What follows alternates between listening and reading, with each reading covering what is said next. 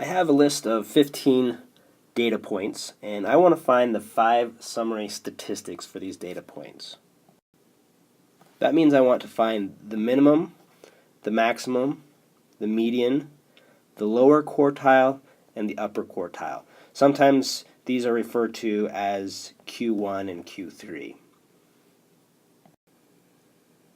It's really helpful to order the data from least to greatest, and that helps us to find our median and the different quartiles a little easier. It also helps us see our maximum and our minimum really easily. So I've reordered the data, and now I can see that the minimum value is 6. I can see that the maximum value is 24. And now I just need to find the median value. Well, the median value is the one that is in the middle. And since I had 15 data points, that means I'm looking for the data point that's in the 8th spot. So if I count over 1, 2, 3, 4, 5, 6, 7, 8, that looks like it's number 15. Just to check, I'm going to count from the maximum. So 1, 2, 3, 4, 5, 6, 7, 8. And that is indeed our median, so I'm going to put that as 15. Now we want to find the upper and the lower quartiles. These are the medians of the lower half of the data or the median of the upper half of the data. So to find the lower quartile, what I'm going to do is I'm going to look at the lower half of the data, and I'm going to include the median in it. So I want to find the point that's in the middle.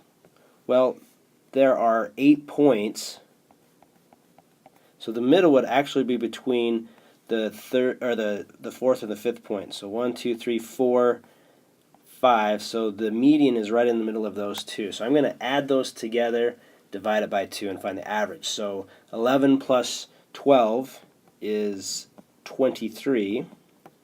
And I'm going to divide that by 2, and I get that the lower quartile is 11.5. Now I'm going to do a similar thing with the upper half of the data. So I got to find the middle point, which is going to be between 20 and 17. So I'm going to add those together, 17 plus 20, which gives us 37, and we divide that by 2, and that's going to give us 18.5.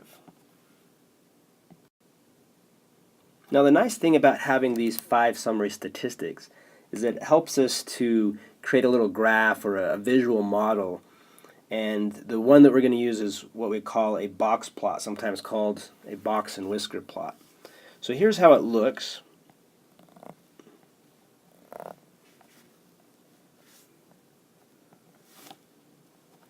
You've maybe seen them before. And what each of these different things represent are the 5 summary statistics that we just calculated. So this would be our minimum value. This is our lower quartile. This is our median. This is our upper quartile. And this is our maximum. So this would be 24. This would be 6. This would be 15, 11.5, and 18.